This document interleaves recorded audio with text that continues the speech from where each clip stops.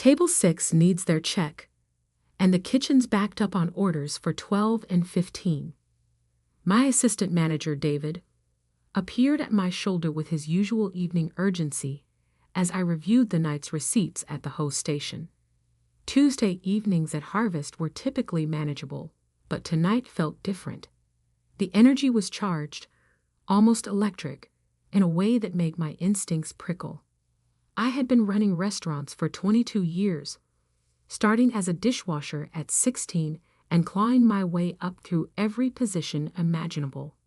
Now, at 38, I owned 5 successful establishments across the metro area, with Harvest being my flagship location in the heart of downtown.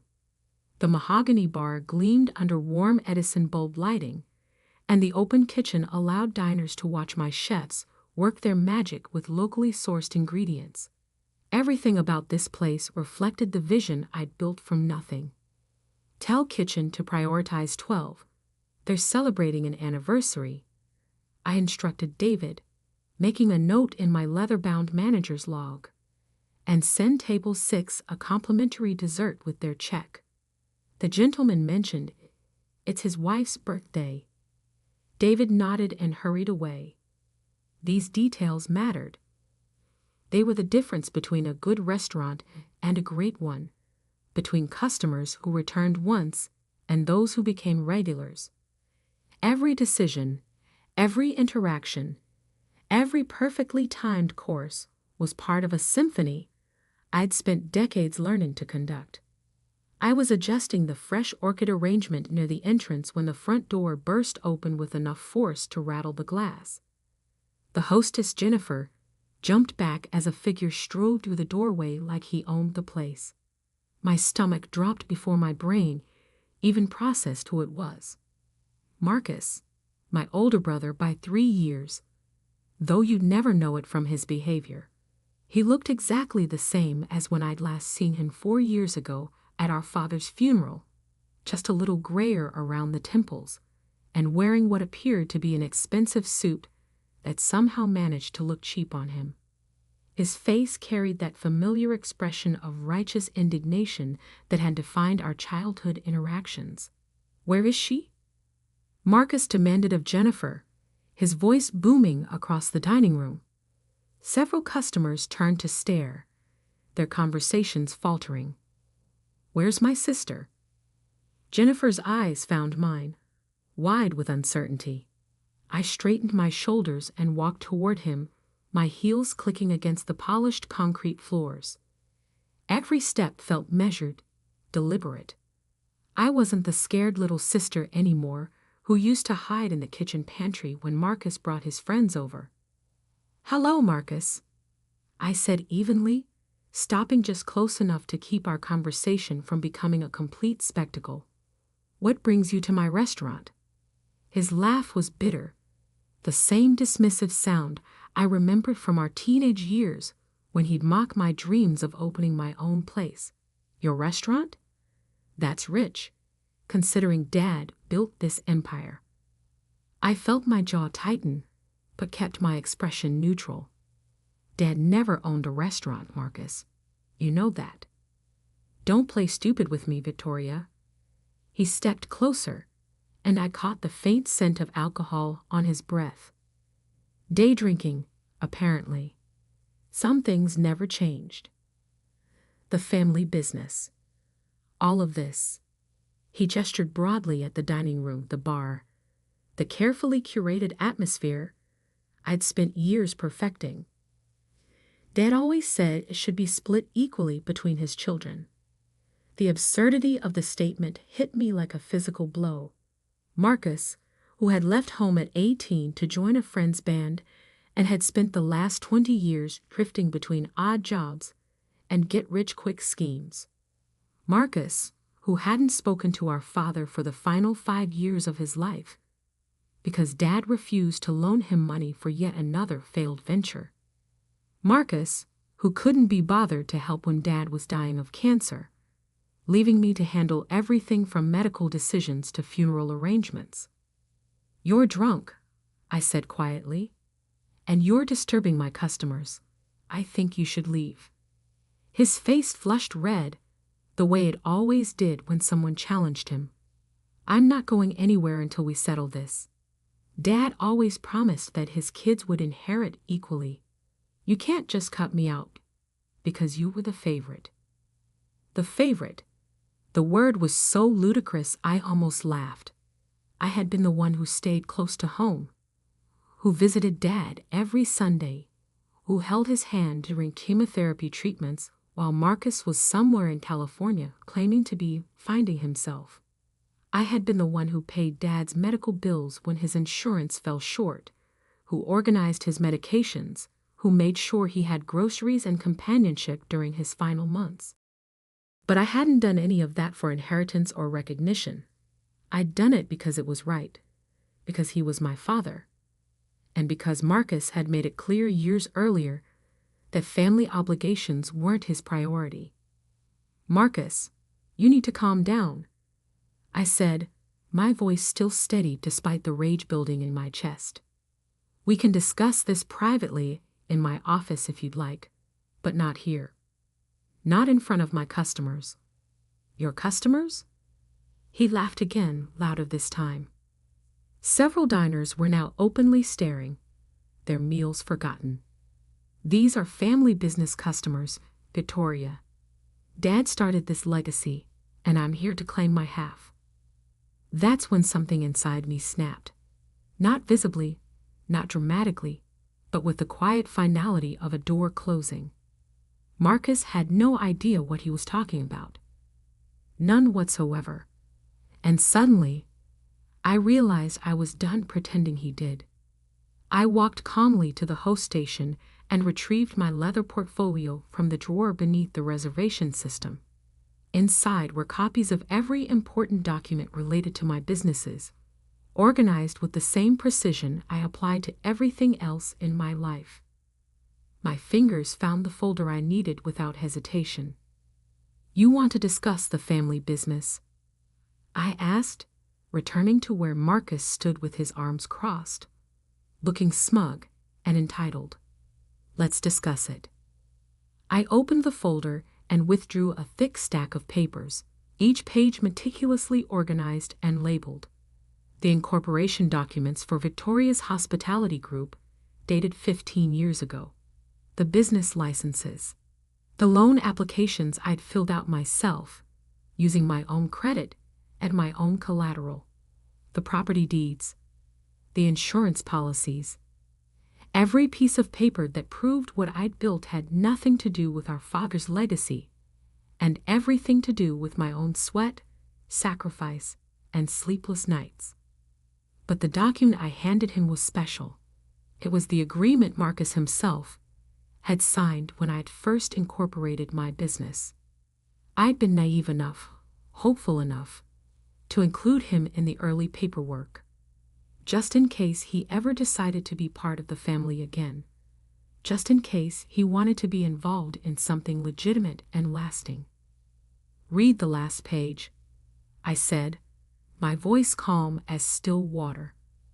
Marcus scanned the document, his confidence wavering as he recognized his own signature. The section I'd highlighted in yellow was brief but clear. Marcus Antonio Chin hereby relinquishes any and all claims, current or future, to Victoria's Hospitality Group and any subsidiary businesses, properties, or assets. This agreement is binding and irrevocable. The color drained from his face as the words sank in. I don't remember signing this. You signed it at the lawyer's office on March 15th, 15 years ago, I said evenly. You were 26, you said, and I quote, I don't want anything to do with the restaurant business.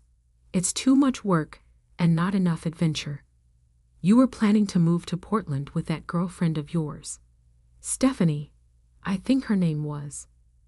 Marcus stared at the paper like it might burst into flames. Around us, the restaurant had grown quiet. Even the kitchen seemed to have paused its usual clatter of plates and conversation. You tricked me, he said finally, his voice weak. I protected myself. I corrected. Something I learned to do when you walked away from everything, including Dad. The mention of our father hit its mark. Marcus flinched, and for a moment, I saw not the entitled man who just tried to claim half my life's work, but the scared boy who'd run away from responsibility every time it got difficult. Dad always said. Dad never said the family business should be split equally. I'd interrupted, my patience finally exhausted. Because there was no family business to split. There was just me, working 7 days a week, saving every penny, building something from nothing while you were off pursuing your dreams. And when you finally decided you wanted a piece of what I'd built, you assumed you could just walk in and demand it. Marcus looked around the restaurant, taking in the full dining room, the efficient staff, the obvious success of what I'd created. For the first time since he'd walked through the door, he seemed to understand the magnitude of what he tried to claim. Victoria, he started to speak, then stopped. What could he say? That he'd spent 20 years ignoring our family, and now deserved half of everything I'd worked for. That his signature on a legal document didn't count because he'd been too irresponsible to read what he was signing. You need to leave, I said quietly. Now. He opened his mouth as if to argue, then seemed to think better of it. The fight had gone out of him, replaced by something that looked almost like shame. Almost. This isn't over, he said, but there was no conviction in his voice. Yes, it is. I folded the documents and returned them to my portfolio. It's been over for 15 years. You just never bothered to remember. Marcus stood there for another moment, seeming smaller somehow in his expensive suit. Then he turned and walked toward the door, his shoulders slumped in defeat. Jennifer held it open for him, and he disappeared into the evening without another word. The restaurant was completely silent for several seconds. Then, gradually, conversations resumed. Silverware clinked against plates. The kitchen sounds returned. Life moved forward, as it always did. David appeared at my side, his expression concerned. Boss, everything okay? I straightened my jacket and checked my watch. 8:30. The evening rush was winding down. But there were still customers to serve, a kitchen to manage, a business to run. The business I'd built without help, without handouts, without family backing of any kind. Everything's fine, I told David. Check on table 12's dessert, and make sure the kitchen knows about the special dietary request for table 9. As David hurried away, I returned to my position at the host station and opened my manager's log. There were notes to make, schedules to review, orders to place for tomorrow's deliveries. The work never stopped, and I wouldn't have it any other way. My phone buzzed with a text message. I glanced at the screen, expecting to see something work-related, but the number was unfamiliar. This is Marcus. I'm staying at the Marriott downtown. We should talk. I stared at the message for a moment, then deleted it without responding. Some conversations weren't worth having, especially with someone who'd already said everything they needed to say 15 years ago when they'd signed away their claim to my life. The next morning, I arrived at Harvest early, as I always did. The restaurant was quiet, peaceful in the way only empty restaurants can be. Sunlight streamed through the tall windows, highlighting dust motes dancing in the air above the polished tables. This was my favorite time of day, before the controlled chaos of service began, when I could walk through my space and remember why I'd fallen in love with this business in the first place. I was reviewing inventory reports in my office when Jennifer knocked on the doorframe. Victoria? There's someone here to see you. Says he's your brother. My stomach clenched. Tell him we're closed. He's not alone, Jennifer continued. There's a woman with him. Older. She says she's a lawyer. I set down my pen and considered my options. Marcus had clearly spent the night thinking about our conversation, probably researching ways to contest the agreement he'd signed. The fact that he'd brought legal representation suggested he was serious about pursuing this further. Fine. If he wanted to do this the hard way, I was prepared. Send them to the private dining room, I told Jennifer. I'll be there in 5 minutes. I took those 5 minutes to gather everything I needed. Not just the incorporation documents, but the complete file on Victoria's Hospitality Group. Financial records showing 15 years of steady growth. Property deeds for all 5 restaurant locations. Business licenses. Tax returns. Partnership agreements with suppliers and vendors. Bank statements showing every loan payment, every investment, every dollar I'd earned and reinvested in my businesses. By the time I walked into the private dining room, Marcus and his lawyer were seated at the round table where I usually hosted wine tastings for VIP customers. The lawyer was a thin woman in her 50s with steel gray hair and an expensive briefcase. She looked competent, which meant this conversation was going to require my full attention. Ms. Chen, the lawyer said, standing to shake my hand. I'm Patricia Hendricks from Hendricks, Walsh and Associates. Your brother has asked me to review some documents regarding your business interests. I shook her hand and took a seat across from them, placing my own folder on the table. I assume Marcus has shown you the incorporation agreement? He has, she replied. And I have to say, it raises some interesting questions about the circumstances under which it was signed. Marcus leaned forward, his confidence apparently restored by legal backup. I was 26, Victoria, young and stupid. I didn't understand what I was signing. You were 26 and a college graduate. I corrected. You had a degree in business administration from State University. You understood exactly what you were signing, which is why you asked me to include the clause about being free to pursue other opportunities without interference. Patricia consulted her notes. My client believes he may have grounds to contest the agreement based on lack of full disclosure about the potential value of the business at the time of signing. I opened my folder and withdrew a thick stack of papers. These are copies of every document Marcus received before signing the incorporation agreement. Business plan, financial projections, market analysis, risk assessment. He was given 2 weeks to review everything with his own legal counsel before making a decision. I slid the papers across the table. That's his signature on the receipt acknowledging he'd received and reviewed all materials.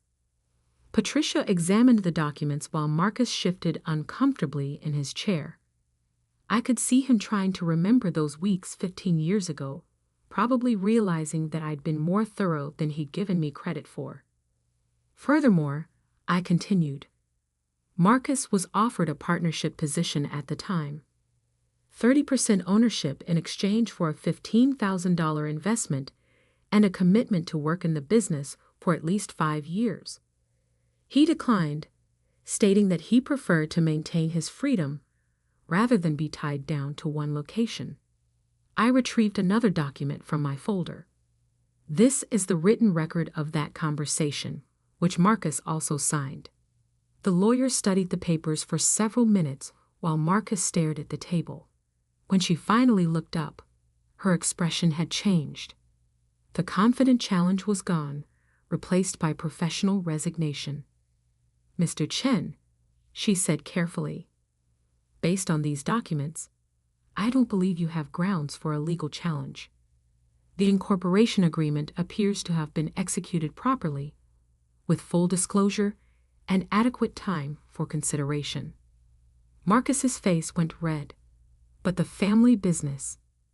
There was no family business, Patricia interrupted gently. According to these records, Your sister started her company with her own capital and her own credit. Your father doesn't appear to have had any ownership interest or involvement in the business. He gave her the idea. Marcus insisted desperately. He always talked about opening a restaurant. Talking about something and actually doing it are very different things, I said. Dad dreamed about a lot of things. Playing professional baseball, writing a novel, opening a restaurant. But dreaming and building aren't the same thing. The room fell silent. Patricia was organizing her papers, clearly preparing to leave. Marcus was staring at his hands, the reality of his situation finally sinking in. There is one option, Patricia said carefully. Your sister could choose to voluntarily modify the original agreement. Create a new partnership structure, if she were so inclined. Both of them looked at me expectantly. Marcus's eyes held a desperate hope that made him look younger. More like the brother I'd once idolized before I learned that admiration was a one-way street in our family. I considered the proposal for exactly 3 seconds. No, I said simply. Marcus's face crumpled. Victoria, please. I'm family. Family, I repeated slowly. Where was family when I was working 3 jobs to save money for my first restaurant? Where was family when I spent 6 months sleeping in the back office because I couldn't afford both rent and restaurant equipment? Where was family when Dad was dying and I was handling everything alone? I stood up, gathering my documents.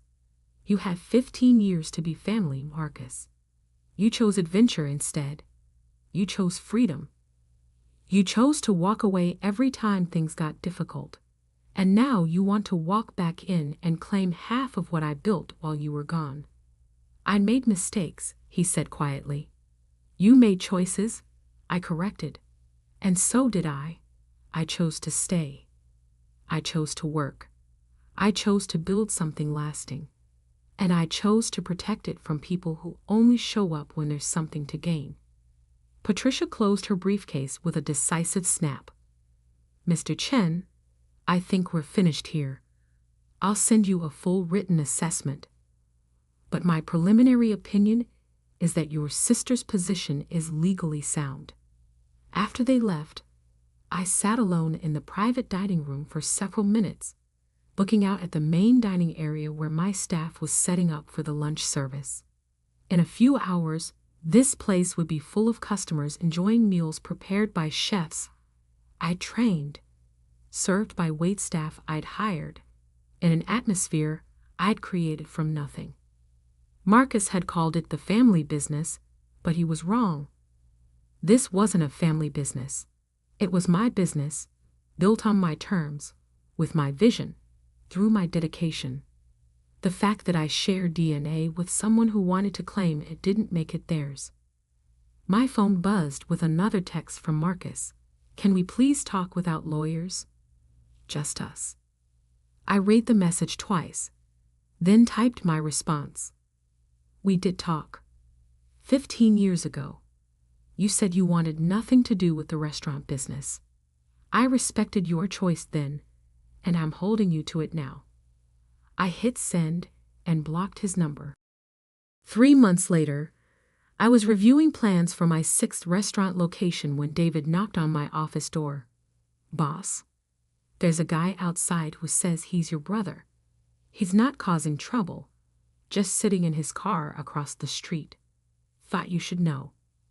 I looked out my window and saw Marcus's rental car parked under a streetlight. He'd been coming by once or twice a week, never entering, never confronting me, just sitting there like he was working up the courage for something. Leave him alone, I told David. He's not hurting anyone. You sure? I could call the police if he's harassing you. He's not harassing me, I said. He's just figuring out what he lost. That evening, as I locked up the restaurant, I walked past Marcus's car on my way to the parking garage. He rolled down his window as I approached. Victoria, he said quietly. "I just wanted to say I'm sorry. Not for trying to get part of your business, but for not being there when you were building it. And for not being there when Dad needed us." I stopped walking but didn't move closer to the car. "Okay. I know I can't undo 20 years of being absent," he continued. "And I know you don't owe me anything. I just wanted you to know that I see what you built here. And I'm proud of you, even if I don't deserve to be." For a moment, I saw the brother I'd once looked up to, before he chose an escape over responsibility, before he decided that family was optional. It was tempting to soften, to offer some kind of reconciliation or olive branch. But forgiveness and trust were different things, and trust, once broken repeatedly, couldn't be repaired with apologies alone. "Thank you for saying that," I told him, "but it doesn't change anything." He nodded, understanding. "I know. I just needed to say it." Marcus rolled up his window and drove away. I never saw him again, though I heard through mutual acquaintances that he'd moved back to California and was working as a restaurant manager for someone else's chain. Apparently, he'd finally developed an appreciation for the business he'd once dismissed as too much work. 5 years later, I opened my 10th restaurant location. The food critic from the city's largest newspaper wrote a feature article about my restaurant empire, calling me one of the most successful entrepreneurs in the hospitality industry. The article mentioned my humble beginnings, my innovative approach to local sourcing, and my commitment to employee development. It didn't mention Marcus at all. Why would it? He'd never been part of the story I was writing. As I stood in the kitchen of my newest location, watching my chefs prepare for the opening night service, I thought about the choices that had led me here. Every sacrifice, every risk, every moment when I could have given up but didn't. Every person who had doubted me, dismissed me, or underestimated what I was capable of achieving. Marcus had been wrong about the family business. This wasn't something I'd inherited or been handed. This was something I'd earned, one customer, one meal, one perfectly executed service at a time. And no one, family or otherwise, could take that away from me. The dinner rush was about to begin, and I had a restaurant to run.